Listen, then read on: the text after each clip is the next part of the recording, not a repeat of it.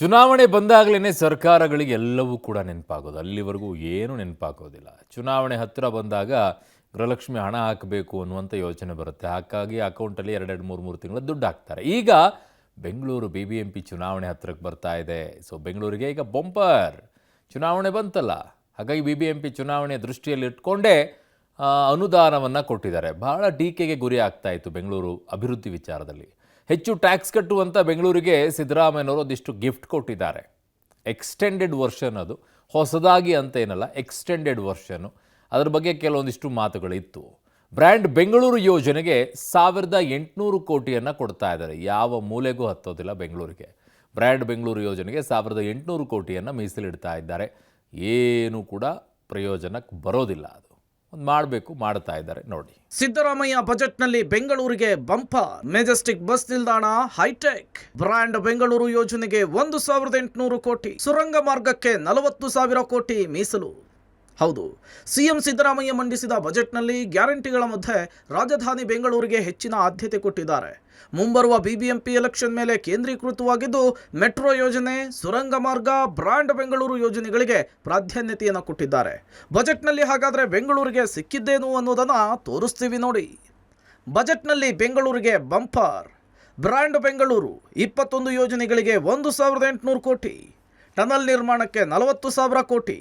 ಸುರಂಗ ಮಾರ್ಗದ ಕಾರಿಡಾರ್ಗಳ ನಿರ್ಮಾಣ, ಮೆಜೆಸ್ಟಿಕ್ ಬಸ್ ನಿಲ್ದಾಣಕ್ಕೆ ಹೈಟೆಕ್ ಟಚ್, ನಮ್ಮ ಮೆಟ್ರೋ ದೇವನಹಳ್ಳಿವರೆಗೂ ವಿಸ್ತರಣೆ, ಡಬಲ್ ಡೆಕ್ಕರ್ ಫ್ಲೈಓವರ್ ನಿರ್ಮಾಣಕ್ಕೆ 8,916 ಕೋಟಿ, 120 ಕಿಲೋಮೀಟರ್ ಉದ್ದದ ಫ್ಲೈಓವರ್ ನಿರ್ಮಾಣ, ಬೆಂಗಳೂರು ಉತ್ತರ ತಾಲೂಕಿನ ವ್ಯಾಪ್ತಿಯಲ್ಲಿ ಅತ್ಯಾಧುನಿಕ ಆಸ್ಪತ್ರೆ, ದೇವನಹಳ್ಳಿಯಲ್ಲಿ Bengaluru signature business park, Bengaluru ವಿವಿಗೆ ಡಾಕ್ಟರ್ ಮನಮೋಹನ್ ಸಿಂಗ್ ಹೆಸರು, ಬೆಂಗಳೂರಿಗೆ 9,000 ಬಸ್ ಏರ್ಪಡೆ, KR ಪುರಂನಲ್ಲಿ ಹೊಸ ಸ್ಯಾಟಲೈಟ್ ಬಸ್ ನಿಲ್ದಾಣ ಯೋಜನೆಯನ್ನು ಘೋಷಣೆ ಮಾಡಲಾಗಿದೆ.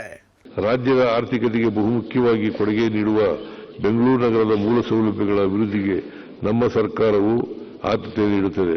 ಪ್ರತಿ ವರ್ಷ ನೀಡುತ್ತಿರುವ 3,000 ಕೋಟಿ ರೂಪಾಯಿ ಅನುದಾನವನ್ನು ಪ್ರಸಕ್ತ ವರ್ಷದಲ್ಲಿ 7,000 ಕೋಟಿ ರೂಪಾಯಿಗೆ ಹೆಚ್ಚಿಸಲಾಗುವುದು. ನಮ್ಮ ಮೆಟ್ರೋ ಪ್ರತಿದಿನ ಸರಾಸರಿ 8.5 ಲಕ್ಷ ಪ್ರಯಾಣಿಕರಿಗೆ ಸೇವೆಯನ್ನು ಒದಗಿಸುತ್ತಿದ್ದು, ಪ್ರಸ್ತುತ 68 ನಿಲ್ದಾಣಗಳನ್ನು ಒಳಗೊಂಡಂತೆ 79.65 ಕಿಲೋಮೀಟರ್ ಮಾರ್ಗದ ಕಾರ್ಯಾಚರಣೆ ನಡೆಯುತ್ತಿದೆ. ಮುಂದಿನ 2 ವರ್ಷಗಳಲ್ಲಿ ಒಟ್ಟಾರೆ 98.60 ಕಿಲೋಮೀಟರ್ ಹೆಚ್ಚುವರಿ ಮಾರ್ಗಗಳ ಕಾರ್ಯಾಚರಣೆ ಜಾಲವನ್ನು ಅಭಿವೃದ್ಧಿಪಡಿಸುವ ಗುರಿಯನ್ನು ಹೊಂದಲಾಗಿದೆ. ಸ್ವಕ್ಷೇತ್ರಕ್ಕೂ ಸಿಎಂ ಸಿದ್ದರಾಮಯ್ಯ ಬಂಪರ್. ಮೈಸೂರಲ್ಲೇ ಫಿಲ್ಮ್ ಸಿಟಿ ನಿರ್ಮಾಣ, ಬನ್ನಿ ಮಂಟಪದಲ್ಲಿ ಸ್ಯಾಟಲೈಟ್ ಬಸ್ ಸ್ಟ್ಯಾಂಡ್. ಬೆಂಗಳೂರು ಮಾತ್ರವಲ್ಲದೆ ಸ್ವಕ್ಷೇತ್ರ ಮೈಸೂರಿಗೂ ಕೂಡ ಸಿಎಂ ಸಿದ್ದರಾಮಯ್ಯ ಆದ್ಯತೆ ಕೊಟ್ಟಿದ್ದಾರೆ. ಭವಿಷ್ಯದ ಮೈಸೂರು ನಗರವನ್ನು ಗಮನದಲ್ಲಿಟ್ಟುಕೊಂಡು ಬಜೆಟ್ನಲ್ಲಿ ಮೈಸೂರಿಗೆ ಹಲವಾರು ಘೋಷಣೆಗಳನ್ನು ಮಾಡಿದ್ದಾರೆ. ಇನ್ನು ಬಜೆಟ್ನಲ್ಲಿ ಮೈಸೂರಿಗೆ ಸಿಕ್ಕಿದ್ದೇನು ಅನ್ನೋದನ್ನ ತೋರಿಸ್ತೀವಿ ನೋಡಿ. ಬಜೆಟ್ನಲ್ಲಿ ಮೈಸೂರಿಗೆ ಸಿಕ್ಕಿದ್ದೇನು? ಮೈಸೂರಿನಲ್ಲಿ ಫಿಲ್ಮ್ ಸಿಟಿ ನಿರ್ಮಾಣ, ಅಂತಾರಾಷ್ಟ್ರೀಯ ಮಾದರಿ ಚಿತ್ರನಗರಿ ಸ್ಥಾಪನೆಗೆ 500 ಕೋಟಿ, ಮೈಸೂರಿನಲ್ಲಿ ಸ್ಟಾರ್ಟ್ಅಪ್ ಪಾರ್ಕ್ ನಿರ್ಮಾಣ, ನಿಮ್ಯಾನ್ಸ್ ಮಾದರಿ ಆಸ್ಪತ್ರೆಗೆ 100 ಕೋಟಿ, ಪ್ರೊಫೆಸರ್ ನಂಜುಂಡಸ್ವಾಮಿ ಸಂಶೋಧನಾ ಪೀಠ ಸ್ಥಾಪನೆ, ವಿಮಾನ ನಿಲ್ದಾಣದ ರನ್ವೇ ವಿಸ್ತರಣೆಗೆ 319 ಕೋಟಿ, ಬನ್ನಿ ಮಂಟಪದಲ್ಲಿ ಬಸ್ ನಿಲ್ದಾಣಕ್ಕೆ 120 ಕೋಟಿ, ಬಾಂಬ್ ಪತ್ತೆ ಮತ್ತು ನಿಷ್ಕ್ರಿಯ ದಳ ಸ್ಥಾಪನೆ, ಕುಸ್ತಿ, ವಾಲಿಬಾಲ್, ಖೋ-ಖೋ ಅಕಾಡೆಮಿ ಸ್ಥಾಪನೆ, ಪ್ರವಾಸಿಗರಿಗೆ ಪೌಷ್ಟಿಕ ಮೀನು ಖಾದ್ಯ ಒದಗಿಸಲು ಹೈಟೆಕ್ ಮತ್ಸ್ಯದರ್ಶಿನಿ. ಮೈಸೂರಿನ ರಂಗಾಯಣಕ್ಕೆ 2 ಕೋಟಿ ಅನುದಾನವನ್ನು ಸಿಎಂ ಸಿದ್ದರಾಮಯ್ಯ ಘೋಷಿಸಿದ್ದಾರೆ. ಪುತ್ತೂರಿನಲ್ಲಿ ಹೊಸ ಮೆಡಿಕಲ್ ಕಾಲೇಜು, ಮಹಿಳೆಯರಿಗೆ ಕೋಆಪರೇಟಿವ್ ಸೊಸೈಟಿ, ಮಹಿಳಾ ಸ್ವಸಹಾಯ ಸಂಘಗಳಿಗೆ ಇಂದಿರಾ ಕ್ಯಾಂಟೀನ್ ಹೊಣೆ. ಇನ್ನು ಇವತ್ತಿನ ಬಜೆಟ್ನಲ್ಲಿ ಪುತ್ತೂರಿಗೆ ಹೊಸ ಮೆಡಿಕಲ್ ಕಾಲೇಜನ್ನು ಘೋಷಣೆ ಮಾಡಲಾಗಿದೆ. ಹೊಸ ಮೆಡಿಕಲ್ ಘೋಷಣೆ ಮಾಡ್ತಿದ್ದಂತೆ ಕಾಂಗ್ರೆಸ್ ಶಾಸಕ ಅಶೋಕ್ ರೈ ಸಂಭ್ರಮಿಸಿದರು.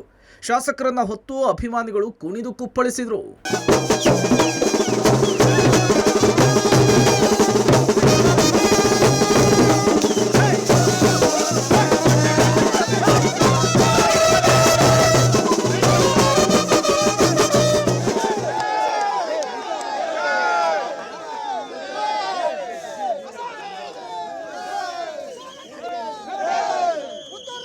ಈ ಸಲ ನಮ್ಮ ಕನಸು ಏನಿತ್ತು, ಪುತ್ತೂರಿಗೆ ಮೆಡಿಕಲ್ ಕಾಲೇಜುಗಳನ್ನು ಕೊಡಬೇಕು ಅನ್ನುವ ನಾವು ಒಂದೂವರೆ ವರ್ಷದಿಂದ ಒತ್ತಾಯವನ್ನು ಮಾಡ್ತಾ ಇದ್ದೇವೆ. ಈ ಸಲ ನಮ್ಮ ಸರ್ಕಾರಿ ಆಸ್ಪತ್ರೆಯನ್ನು ಮೇಲ್ದರ್ಜೆಗೆ ಏರಿಸಿ ಪುತ್ತೂರಿನಲ್ಲಿ ಮೆಡಿಕಲ್ ಕಾಲೇಜಿಗೆ ಅನುಮತಿಯನ್ನು ಕೊಡುವಂತಹ ಕೆಲಸಗಳಾಗಿದೆ. ಇಡೀ ದಕ್ಷಿಣ ಕನ್ನಡ ಜಿಲ್ಲೆಯವರು ಇದನ್ನು ಸ್ವಾಗತಿಸ್ತಾರೆ. ದಕ್ಷಿಣ ಕನ್ನಡ ಪುತ್ತೂರಿನ ಭಾಗದಲ್ಲಿರುವಂಥ ಪಶುವೈದ್ಯಕೀಯ ಕಾಲೇಜಿಗೆ ಅದಕ್ಕೂ ಕೂಡ 24 ಕೋಟಿ ರೂಪಾಯಿಗಳನ್ನು ಕೊಟ್ಟಿದ್ದಾರೆ. ಇವತ್ತು ನಾವು ಪುತ್ತೂರಿನ ಎಲ್ಲ ಕಾರ್ಯಕರ್ತರು ಬಂದಿದ್ದಾರೆ. ಪುತ್ತೂರಿನ ಇತಿಹಾಸ ಪುಟಗಳಲ್ಲಿ ಬರೆದಿರುವಂಥ ಪುತ್ತೂರಿಗೆ ಮೆಡಿಕಲ್ ಕಾಲೇಜನ್ನು ಕೊಡುವಂಥ ಕೆಲಸವನ್ನು ಮಾಡಿದ್ದೆ. ನಾವು ಎಲ್ಲರೂ ಮುಖ್ಯಮಂತ್ರಿ ಮತ್ತು ಉಪಮುಖ್ಯಮಂತ್ರಿಯವರಿಗೆ ಅಭಿನಂದನೆಯನ್ನು ಹೇಳಲಿಕ್ಕೆ ಇಚ್ಛೆಪಡ್ತೇವೆ. ಇನ್ನು ಬಜೆಟ್ನಲ್ಲಿ ಮಾಡಲಾದ ಪ್ರಮುಖ ಘೋಷಣೆಗಳೇನು ಅನ್ನೋದನ್ನು ಕೂಡ ತೋರಿಸ್ತೀವಿ ನೋಡಿ.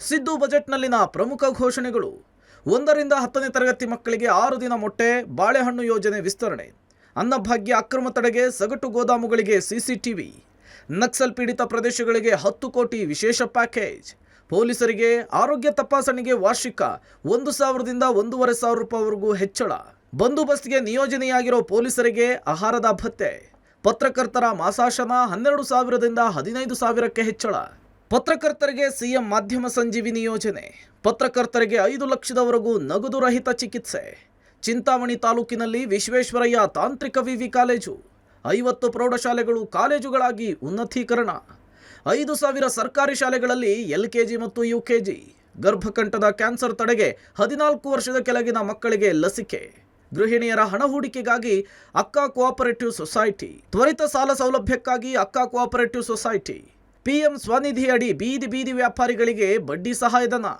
ವ್ಯಾಪಾರಿಗಳು 1 ಲಕ್ಷದವರೆಗೂ ಸಾಲ ಪಡೆದಿದ್ರೆ 8% ಬಡ್ಡಿ ಸಹಾಯಧನ, ಹಸು ಕರು ಸಾವಿನ ಪರಿಹಾರ ಧನ 10ರಿಂದ 15,000ಕ್ಕೆ ಏರಿಕೆ.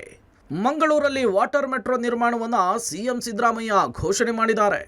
Bureau report, public TV.